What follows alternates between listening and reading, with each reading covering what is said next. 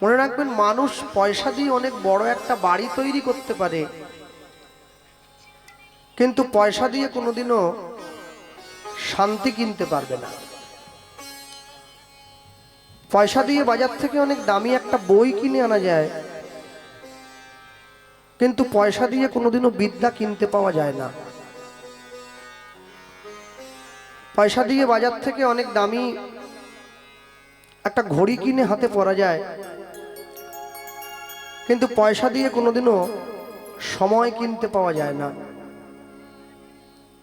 বলছে সোনার ঘড়ি টিক টিক টিক, যা কিছু হইতেছে সবই হইছে ঠিক।